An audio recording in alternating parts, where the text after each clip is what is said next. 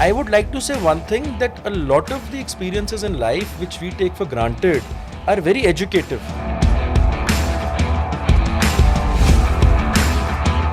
Don't miss out on those moments.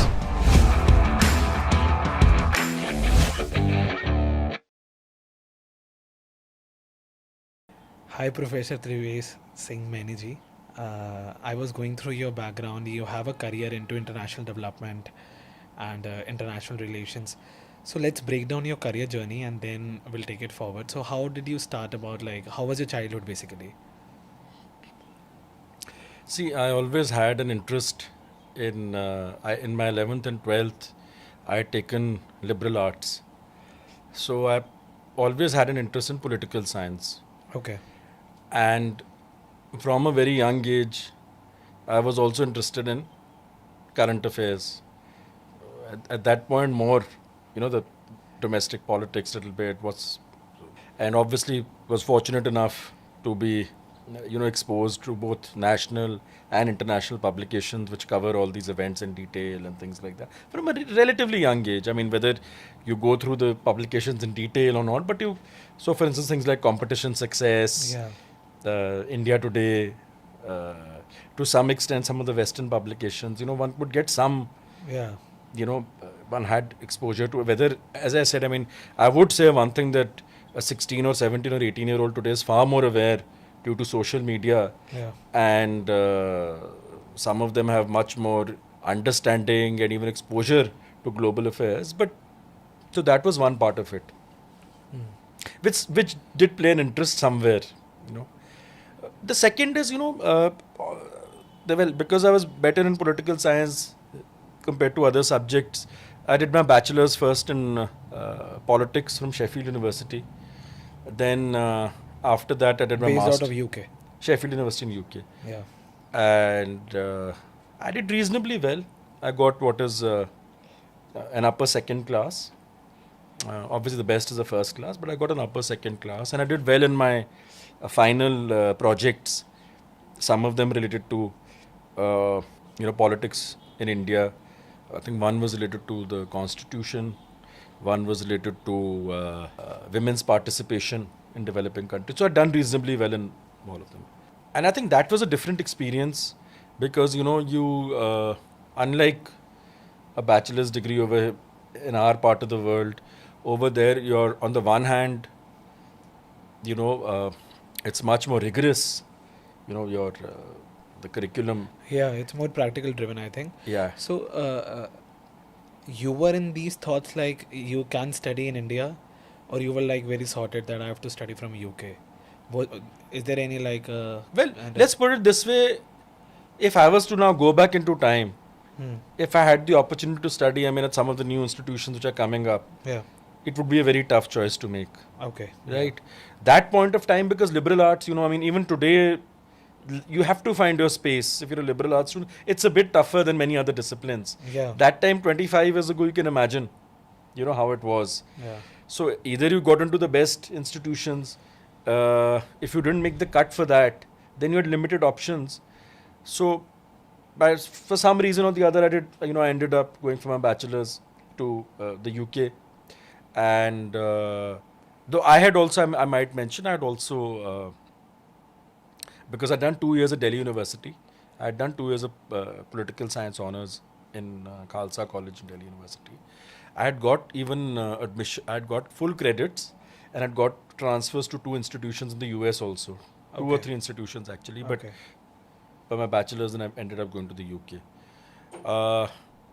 So after that, I was very fascinated by, during my stint in the UK, again, obviously become even more interested in world affairs and all. And in fact, while I was there, the 2000, that presidential election took place in the US. There was a problem at that point of time between Al Gore and, George W. Bush. There was quite a confusion, and then finally they declared the results after maybe a month, whatever. So that was the... And then as I started looking more at, further options, for some reason I had this fascination that I have to do a master's in public policy from Washington, D.C.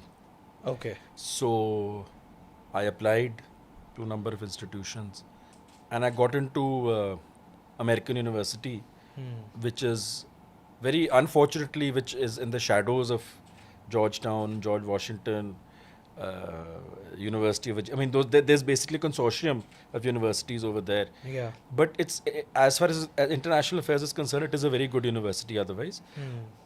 And so I went initially for public policy. Okay. But when I reached there, I actually realized that there was the School of Public Policy is housed very close to the School of International Affairs. And then in the first month itself, started, on campus there were events related to international affairs. And I also had this feeling that, public policy was basically restricted a lot to the domestic politics of the US, Okay. right? Whereas international affairs, the School of International Affairs, there were many more international students from the developing world also, from Africa. You had faculty also from all over the place. So after about a semester, I transferred Okay. to the School of International Service. So Okay. then I transferred to to a master's in international development. Okay. This was so I joined the master's in public policy around the fall of 2002, and around the spring 2003 semester, I came back from my vacation, went back and joined the master's in international development.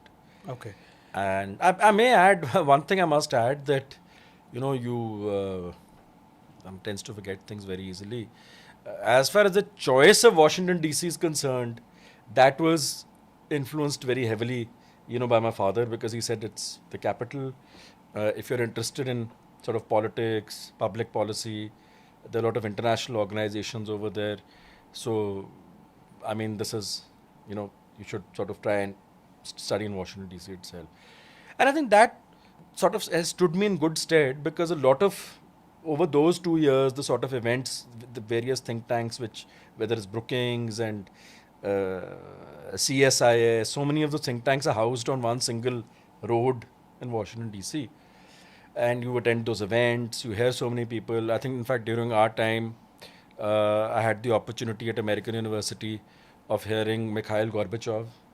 And this was around 2003. I had the opportunity of hearing him, and now. So basically, one can say that in Washington DC, it's like a ecosystem is playing around the public policy, and do you think that the same pertains today also? Like, if someone wants to go to pursue his career in public policy or international relations, so what could be some of the sort out options that one can look for? See, today the situation has changed a lot, because even, as I said, some of the new institutions, they have excellent master's programs. For instance, and I teach at a institution which is relatively new, 14, 15 years. So the exposure which students get today to public policy, and also the opportunity which you have of a study abroad semester and all that, you get some exposure at least to overseas. You have international faculty over here. You have courses which are specialized. The curriculum also, a lot of pains go into preparing that curriculum. So, yes, if you, it's not that, if you get admission in something like Tufts, or you get admission in the top Ivy League institutions or some other, it's not, they're very good universities. There's no doubt about that. But the access to certain things is easier. That's how I'd put it. Even libraries, for instance, in the DC area, as I said, there's a consortium of about 7 universities there. If you're part of that consortium, you have access to each other's libraries. Yeah. Okay, then you have access. Then the Library of Congress. You can get a pass made. You can get entered to the Library of Congress. Even doing a master's project at the end of it, it's a delight over there. You go to, you get the chance sometimes, if you're lucky, to interview some congressman. You interview prominent people in think tanks, right? So even in South Asia, you get the chance to interact with so many people. If nothing else, even if you're not fortunate enough, like yourself, to have worked at the World Bank or got some exposure, but visiting the World Bank, meeting people Yeah, there, yeah, getting yeah. that, I would like to say one thing, that a lot of the experiences in life which we take for granted are very educative. So don't miss out on those moments. What happens many a time is, you'll go, let's say you go to a particular place, you go in search of that internship. But in that 1 hour, 1.5 hour, there are a lot of things you can actually pick up over there. That is, and Yeah. so that is why I can't really describe it, but that's how many. World Bank is one example, but even other think tanks and all. Then you meet a person, you remain in touch with that individual. So I think this is, and this is, I think the other thing is that, the current generation should also, the habit of going to libraries and all that. I think that is one thing which you learn, I'm sure, in your experience in the West. Because over here you can manage. There are excellent libraries here if you really want to make it. And the earlier generation over here used to actually work hard, labor, produce good, what, uh, papers or essays and all that. But that over there you are compelled to do it. You can't just sit on the internet and do a Google search and whatever and get your publications out and all. That going to a library, these sorts of things, training like that, Hmm. I think that is very important. So once you were graduated, so now you had to like step into your first job. Right. So what was your thinking mindset at that time? See, Like- so I did my master's project was on regional cooperation in South Asia. Okay. And there were two supervisors. One was Professor Akbar S. Ahmed.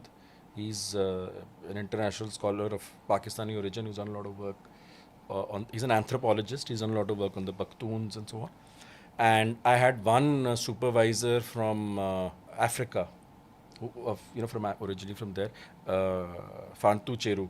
So I got through that I got some insight into regional integration in Africa. Since then, a lot of things have happened, but at that point of time, some insights, you get. And so naturally, if you are in that ecosystem of international development, what do you think of? You think of the World Bank, you think of the United Nations, but that's all theoretical. It's much tougher, much more competitive actually. It's like as competitive as getting admission in top institutions or so. Yeah. But I was fortunate enough. Did a short-term project with the Latin America and Caribbean division of the World Bank for some time during the period of optional practical training.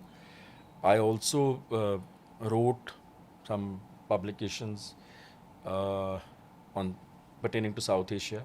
But what the apart from just the interest in multilateral institutions, I think that experience doing something in South Asian, that is something which is stuck on till date. The interest in South Asia, that the potential in this region, even though, in spite of all the divisions, in spite of all the acrimony, that how if this region actually is more integrated, and so that's one thing which is still, if one were to draw a link, and then some of the books which I wrote later on also, they were also linked to South Asia, the geopolitics, and things like that. And the other sort of practical side of this experience was the interaction with other individuals from South Asia, Okay. from Pakistan, from Sri Lanka, from Bangladesh. So, you don't get much of a chance otherwise. So that was also very important. And then I came back once the optional practical training was done. 2005 I came back, worked for a couple of years with the private sector. Then I worked with the Indian Express. So I was with the Indian Express from 2007 to about 2008. And I used to do a basically weekly column, which was a gist of the news in Pakistani papers like Dawn and News and whatever. So that also was one of the reasons for my interest in even the domestic politics of other South Asian countries and all that. So that was one. Then after in 2008 I was got the opportunity to basically go as a research associate to the Institute of South Asian Studies, which is linked to Okay. the National University of Singapore. Okay. I spent about a year and a half. That again was a good experience because obviously you can meet people from all over South Asia. Got some some publications, some opinion pieces I wrote, and obviously you learnt a bit. I mean, it's a different experience. You get an exposure to the research ecosystem in Singapore, which now obviously has uh, improved even for far more. But that time also there was a lot of emphasis on improving the research ecosystem over there, and so I was there till 2010, and then from the end of 2010, beginning 2011 till 2000 and I would say 13, I was doing several things. So first I was at the think tank in New Delhi. Then after that I moved to got some fellowships also. So I was a fellow with the Asia Society, the India Pakistan Young Leaders Program, Asia 21. I was a public policy fellow at the Hindu Center in Chennai. Over there, I had done a paper also on, the role of border states like Pakistan, Gujarat, and Rajasthan in India-Pakistan relations. Some opinion pieces also. That's the time for the Hindu also. I wrote a couple. So from a general layman perspective, Mm-hmm. if we have to understand the role of border states in India, Mm-hmm.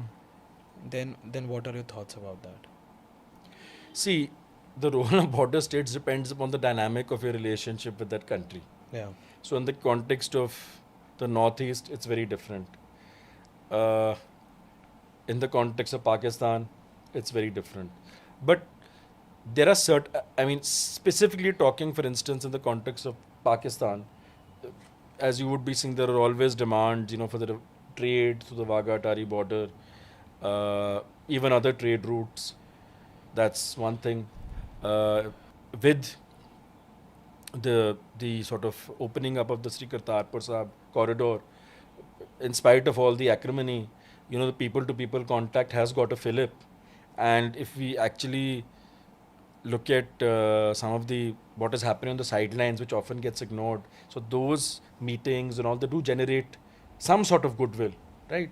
So I think the approach, border states have a slightly, the perception there vis-a-vis the relations with neighbors is very different from that of somebody who's distant or somebody who's sitting in the national capital. So obviously they have now.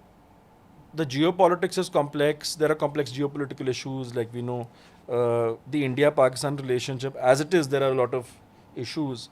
But at least in terms of economic relations, in terms of easier access to religious shrines on that side, and other people wanted to go to their homes, and that sort of thing, there's definitely people sort of want that, and that has been happening, but obviously in recent years there's been a slight downward. But as I said, in spite of all that, the Kartarpur corridor and the reopening after in 2021, in the aftermath of that also, some people to people contacts and all, they have got a fillip. The rest, obviously, it's much more complicated than that, but definitely border states should be stakeholders. And in economic issues, they can play an important, at least whenever trade relations are there or connectivity and all. So they have an important role to play. This is what happens. And I may add over here that in other parts of the world, actually, because the relations between neighbors are more harmonious, so the role between a border province and a province in another country, like say Canada, US, that is never an issue. It is other initiatives. So, for instance, if a Canadian province wants to do something with, say, Japan, that is a big. On the other hand, here is the reverse. Because of the various complexities involved and all that, now that is a much, sort of deeper issue. But certainly there's a role to simply, even within the current constraints, that there are certain roles. And commonsensically also it makes a lot of sense. Because, even in the neighborhood now, there are the South Asian countries are beginning to now look at options beyond China. Right? So, in the current situation, the natural choice, obviously, for trade and for commerce for many of these countries is India.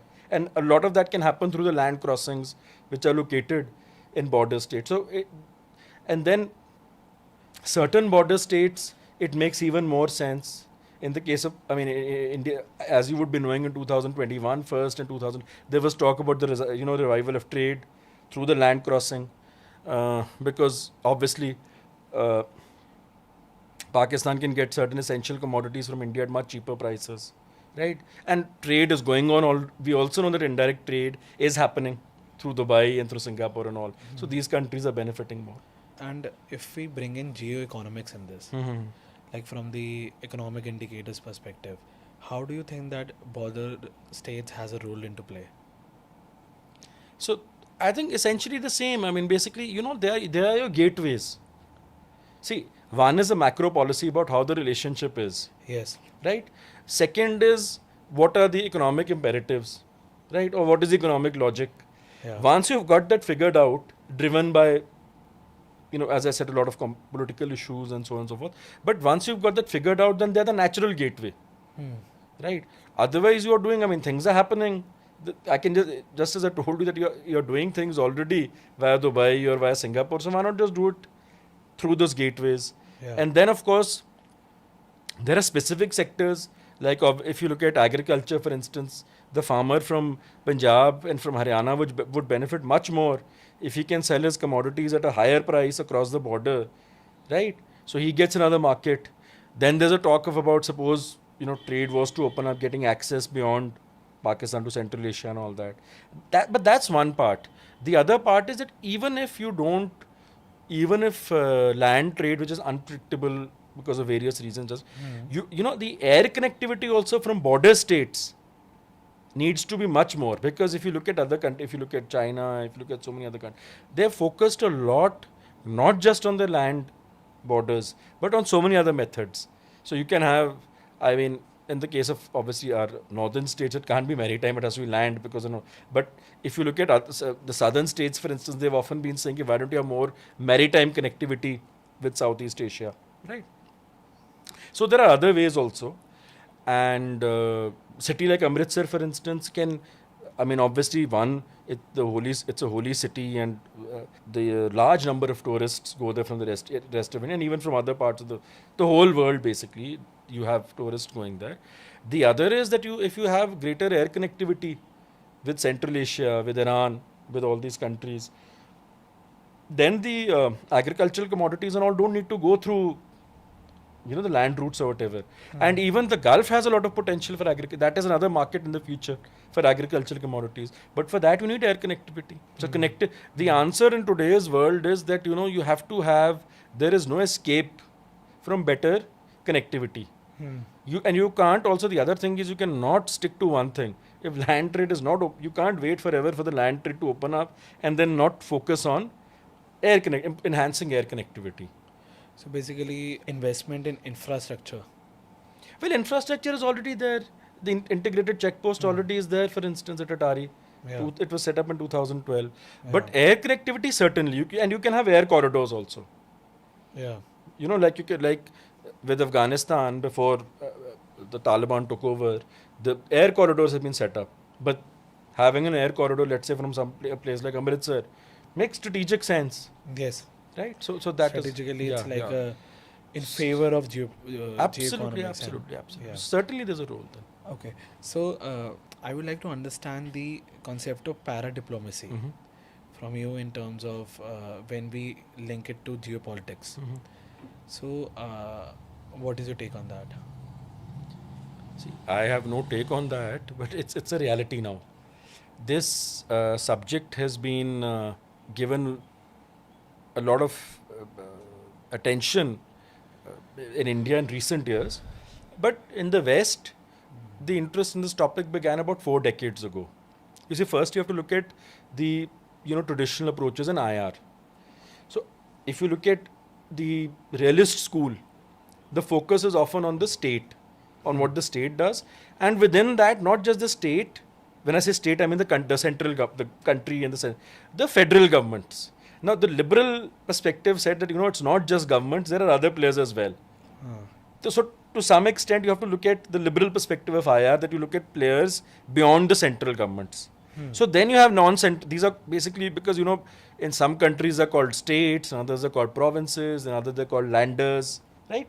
Yeah. So they are called non-central governments. So you had two, initially the pioneers of this were John Kincaid. He dubbed this phenomena as constituent diplomacy. And then you had individuals like Soldatos and others who called it ParaDiplomacy. Okay. Right? So there are, and it's essentially, the main arguments are the same, that non-central governments have a role to play in external outreach of a country. Okay. Now there are reasons. What we need to look at is that's more important. That what are the reasons driving this? So the first is globalization, increasing interconnectivity with the rest of the world. Technology, right? Third is the regional leaders also wanting to benefit from these exchanges, politically, to enhance their stature. This happens in India also many times, chief ministers, whatever.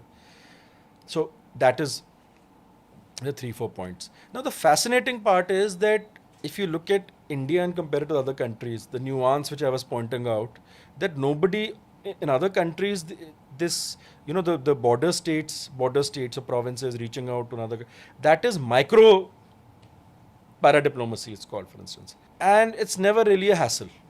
Nobody really questions it. But here, South Asia has different dynamics altogether. So if a border state wants to reach out to a neighboring country, whatever, it's more problematic. But if it wants to reach out, say to Canada, or to Japan, or to Australia, that very border state does initiatives, it's not much of a problem. There are political issues sometimes, and also this paradiplomacy can only be successful if there is what is called sort of cooperative federalism. In the last few years, we've seen a rise in the number of investor summits. We've seen more and more delegations going overseas. This began in the 1990s with the IT sort of boom. But after that, today, even states which earlier were not given much attention are focusing a lot on their external outreach. I mean, even from different parts of India, it's no longer that, the few industrialized states are doing it. So it's a very positive trend. It's a reality. The only issue is that sometimes it's not thought out in the sense that a particular state may reach out to a country, but it may not see that whether that country has anything necessarily to offer in terms of synergies. So when it happens in other countries, many times, they look at the geography. Either it's based on geography, it's based on common historical linkages, it's based on the economic synergies, right? So there has to be the trajectories in that sense. That is more productive. Whereas if you do it because, okay, 3 states are doing it with a particular country, so let's also join the party, right? So that sort of thing is not, it may get you some attention or whatever, but now, to be fair, it is a bit more well thought out. And I would also like to say one thing, that, often there's this criticism that, you just have delegations going abroad, nothing. I think there are 2-3 things. One, post-COVID, you have had a lot of, you can do your outreach virtually. It can be done online. Second, the number of state delegations actually going out has reduced. Because as I said, one, you can do it virtually. Second, envoys from other countries posted, say, who are stationed in New Delhi, they go to various state capitals. They do the outreach themselves. Then at investor summits, you can showcase, whatever economic or other strengths your state has. That all is happening. And then, the other thing is that even if you cannot do so in the economic sphere, there are other areas you can, you can promote your tourism, for instance. Especially in the you can promote tourism, you can promote sports. I mean, Odisha, for instance, a perfect example of that. They first sponsored the hockey team. They hosted 2 international, these hockey World Cups also, right? Back to back. So, I mean, you can become a sort of sports hub that way. So, this is it's continuously evolving. Both the center and the states need to be on the same page. And even states need to be in sync with the change. You don't have to focus, you need to keep on looking at, what has happened in different countries. Now, for instance, if you look at, there are also some phases. In the Indian context, in the 1990s, first the favorite was the US. Then you had the Look East policy. Countries started looking even to Singapore and all. For a while, when ties with China were better, a lot of states there was outreach. In fact, a dialogue was also begun between level of the Chinese provinces and Indian states. This was begun in 2015, but after the tensions, it has been stopped. Then, where there's a consensus that a large number of states have been reaching out to Japan, to South Korea, to some ASEAN countries, and even UAE for that matter. UAE has also become a favorite sort of destination now. I have read that you are an active writer on different press platforms and media platforms. So, I would love to know if you can give references with respect to some of your writings, where you have written about the. Recently, I read about the BRICS summit.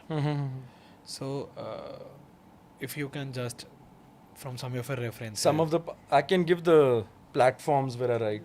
platforms, and you can give some references like what are your interest areas where you specifically okay. Right. write. So see, some of the and maybe you can explain about BRICS summit that you recently wrote an article on that. Right. So how it's like fostering economic prosperity in India and stuff like that. Right. So, first of all, some of the platforms, it's the Geo-Politics. I write for that very often. I write occasionally for the DNA. There's something called Loop Media. I've started writing for them. Earlier, I used to write very frequently for, there were other overseas public, South Asian Voices. And I've had some bylines even with the Hindu also. Now, for me to point out the titles of the articles would be, one is the recent article. Yeah. So, but I think essentially what I would like to say about BRICS, so we can combine what is happening right now, because I don't think you can look at all this in isolation, whether it's BRICS, whether it's G20, whether it's a global south, all that is linked. So what you're seeing is that post the Russia-Ukraine conflict, you are seeing continuous. There are 2-3 things. One is economic sanctions have hit a number of countries, including those which have close ties with the US, right? So, I mean, India is one. You have countries in the Gulf, UAE and Saudi Arabia, then Indonesia. So now, what has happened is middle powers are they need to navigate the situation. So for the first time, you see countries like Gulf, for instance, their ties with the US are a bit iffy because of their stance on this conflict, Russia-Ukraine conflict.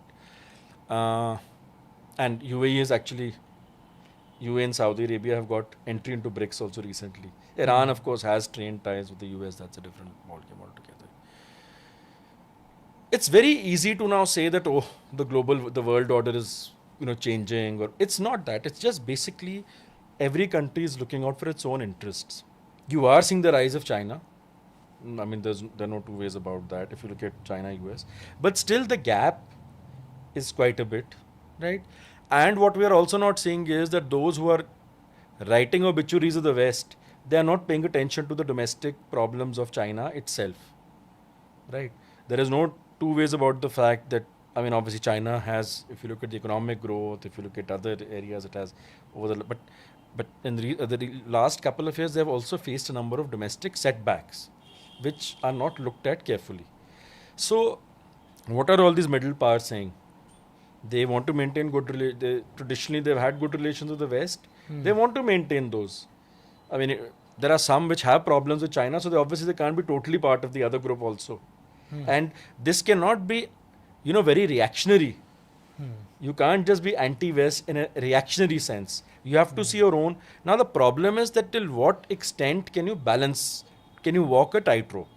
For me, I mean, that is a bigger challenge. That till what point will the US, say, allow countries that are buying cheap Russian oil to walk that, okay, you keep on buying it, there's no problem. Till what point will that be allowed?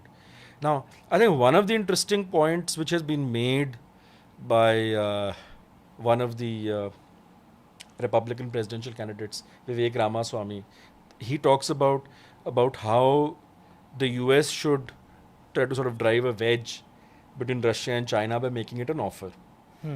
Right? This is exactly, I mean, Trump also had much better ties with Russia. And even when President Biden took over, a number of publications said that you should have a different approach towards Russia and a different approach towards China. But post 2022, March 2000, that is not possible. Though Biden now is doing the reverse. He has been reaching out to China. Biden and Xi met on the sidelines of the G20 last year over there and all that. So, beyond the rhetoric and the optics, a lot will depend upon the power play between US, China, and Russia. And the middle powers obviously become very important. And some middle powers, for instance, like if you look at India, Japan, Indonesia, they can be a bridge between the Western countries and the global South. So if you look at the G7 summit, which was hosted earlier this year, amongst the countries from the global South, obviously India, Japan, Indonesia, and even Brazil was invited. Now, again, what is interesting is that like Brazil and India have to be very cautious. They don't also want to, sort of annoy the West in any way. And obviously you have there are India, for instance, because of the issues with China, it has a very strong, the strategic relationship with the US has grown. So that is one thing you cannot ignore.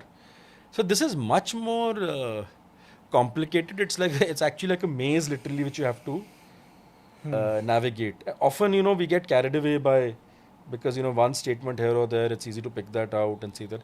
Look at the fact, what is one of the first statements the UAE has made after getting it. In fact, that's a piece I wrote yesterday only, that it has said that, yes, it has got an entry into BRICS, but not at the cost of ties with the West. Indonesia, why is it cautious about entry into BRICS? Because it doesn't want to, already there have been issues with the West, it doesn't want to further, upset that thing. And ASEAN countries have their own issues with China also, which they cannot publicly say. So it's a lot about, and the other thing is that every middle power is balancing in some form or the other. Somebody is balancing between Russia and US, somebody is balancing between China and US. That varies according to the issue, that varies according to the region. We just try to often simplify things, but it depends. Now in ASEAN, for instance, they are trying to balance out the real balance is between China and US. For some countries, the balancing is between Russia and the US. Right? And this will continue in that sense. Every country will give, as they say, basically the only thing which is permanent is interest in international relations.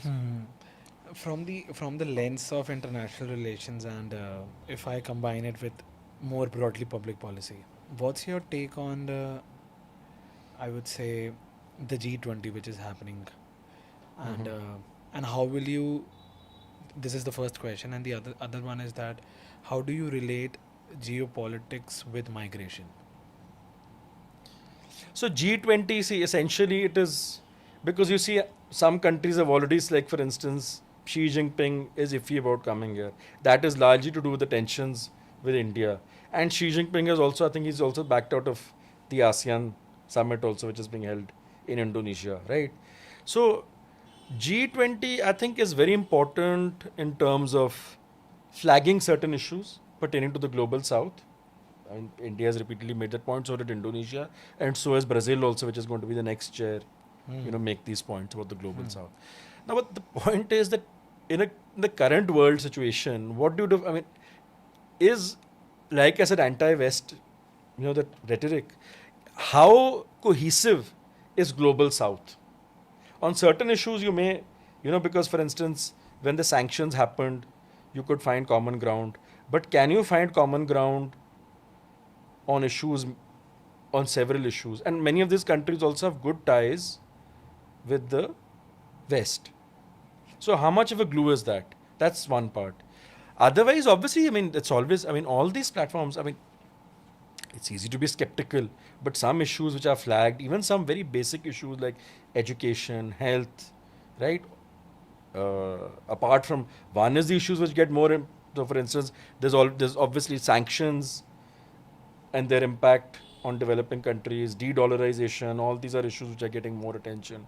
Climate change, this, all that is there. And the other thing is that every country also uses it for its own, furthering its own stature internationally as well. So that's why you have a number of interest. I mean, for instance, UAE has just become a member of BRICS, but it's also a guest country at G20. Coming back to that same point, about how the balancing is done, right?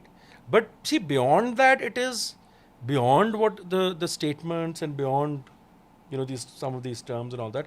It is really the ground, the geopolitical realities, the power play between the wrangling between the great powers, wrangling between some of the middle powers, that will influence that what ultimately because you cannot, it's not immune from geopolitical rivalries, especially between the great powers.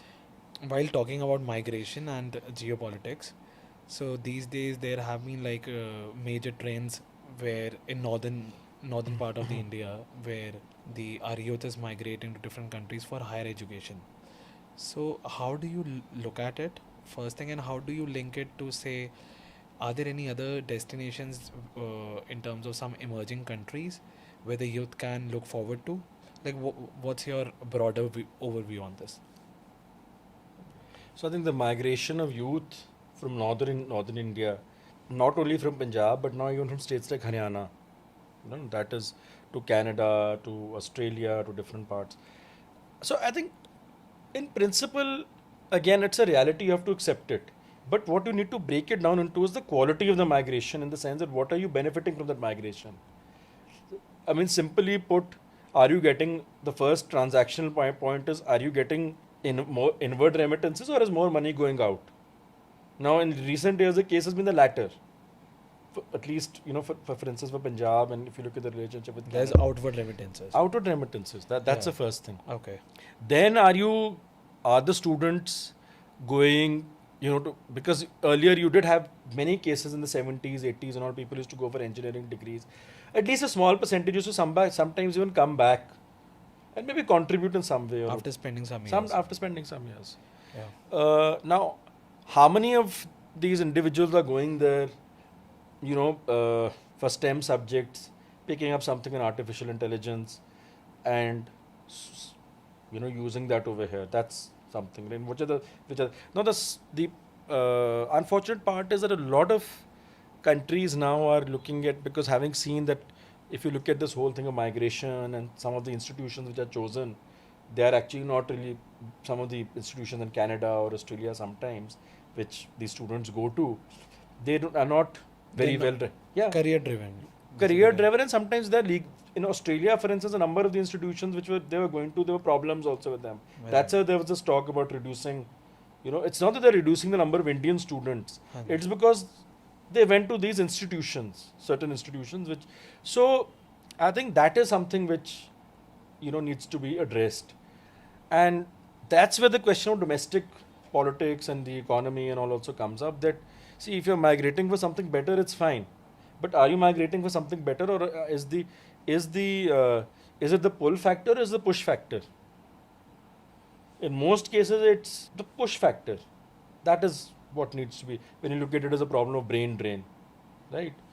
And so that is, and then in any case, the question is, once these countries start saying that, okay, no, we are diversifying our student pool, we don't want more students from X country or from few states, then what will these students do? That is, this is what, which countries will think ahead when you do scenario building and all. You look at that, 10 years down the line, what are you going to do? Suppose Canada says that, okay, now, though Canada is a very large country, it can accommodate many more, but I'm just assuming. Similarly, in Australia, if it happens, then what do you do then? Right? Because right now, this is a bit of a sort of valve. It is important, whether we criticize it or not, it's also important. So, according to you, how can we address this problem? What could be 2 or 3 actionable solutions to it? See, there are, the first is obviously, it's a very long drawn, the economies. I mean, there obviously need to be far more opportunities over here. Entrepreneurship needs to be encouraged. Even small initiatives of entrepreneurship should be encouraged. There are certain children, I mean, one sees many times on social media who are starting off small initiatives. They don't get that encouragement. So the ecosystem in these states needs to be stronger for that entrepreneurship, right? That is the first thing. The second is, that even if you want to go abroad, you need to start looking at the opportunities from other. It's because it's many times it's driven why a particular country is a favorite choice is because you get residency. You should see what career opportunities are you going to get there. So a country like UAE, for instance, which is giving golden visas, green, one is that is obviously if you're an entrepreneur or you've achieved something exceptional. But you can start looking at some, let's say you want to you study first in the UAE, even an Indian institution there, or a Western institution over there, work for a few years over there, then do something back home, right? So the first question is about what needs to be done. There's a lot more. These are just some ideas which need to be done, right? Because obviously people who are on the ground know much more that what are the things which really need to be done, that what are the push factors. It's not only the economy, there are the social issues and all that. We'll get into a much longer discussion on that. But certainly you can start looking at maybe destinations like UAE. You can start looking at students from the North Indian states, UAE. You can look at Taiwan, Malaysia, because these are countries now where innovation is happening. You can't just be. Obviously, US will always remain ahead in many ways, but you have to change with the times. You have to see that. Look at the Gulf states, for instance, how they're attracting people from outside, how they're focusing on artificial intelligence. Unfortunately, a lot of people don't even. Many times, you tell people when they hear all these things, they feel that yes, maybe, we should be open to even looking at these countries if we have to migrate at all, right? So I think this shift which is taking place in terms of you're talking about geopolitical shifts and all that. I think what has happened in the Gulf provides a massive opportunity for some of the North Indian states, and especially students who are talented, right? Especially students who are interested in innovation, because all these countries are trying to open up. It will take time. Obviously, and I also believe that the nature of globalization has changed. Globalization has not reversed. Globalization cannot reverse now. Maybe some certain Western countries have adopted a different approach. So I think you must look at the career opportunities and don't be bound and blinkered by geography. So if there are countries like UAE, maybe other Gulf countries, or look at them from a different dimension. Look at them from a different lens. Remain in sync with the changes which are taking place. And if we talk about opportunities in India now, say from a public policy perspective, right. So do you think that establishing a career in public policy in India, how feasible and what sort of opportunities one can look for from your experience? Because you are you tend to connect with youth in OP Jindal on daily basis. So what sort of career counseling and guidance you provide? See, first of all, the giving free advice is very easy. I don't generally this thing, but I think there are new areas. Again, even in this, you have to risk analysis is one area which has come up. Political risk analysis. A lot of students from international affairs or from public policy or whatever they are sought after in risk analysis. Media also needs people who have a good knowledge of these issues. One thing is just being a reporter. One thing is being on the opinion page. You need that. Very competitive, but that's there. Then your embassies and high commissions, that is one more this thing. And even gradually, probably, if more think tanks will also mushroom up.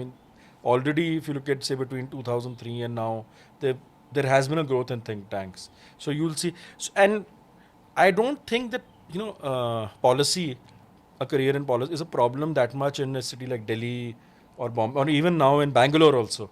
The other thing which is also going to happen is there's going to be a close link between tech and public policy. That will also throw up many more opportunities if you're in this. So I would, there are three things. One, the earlier suggestion used to be learn a foreign language. That's always useful. Now I would say that, if you have a head start in tech, any student who's even doing a course but he has a head start in tech, that is very important. At least have some knowledge. Like a language, you should know that, right? The other thing from a networking perspective is that, many of these short-term fellowships or programs, they're also very important. You meet a lot of people of diverse backgrounds and so. And finally, I think it's very important not to get too bogged down by, you obviously have to have an idea, but you shouldn't get too bogged down, because as I said, sometimes you miss out on the experiences which may be minor and which don't matter, they can actually lead to something much bigger. You know, one interaction for half an hour or 1 hour can lead. Don't disregard that. One visit to a particular place can play a very important role in shaping your thoughts. So don't disregard that. So I think the practical side is as important as the theoretical side, and the rest is you have to remain in sync with the times. You should be, what is happening globally. You should know about that. It's not that only when you enter university, now you have much more access as a result of social media. So all those advantages should be taken. I think we are to the end of the podcast now, and it was great interacting with you from the field of public policy and international relations. Thank you so much for your time. My pleasure, my pleasure. Thank you so much. Thank you.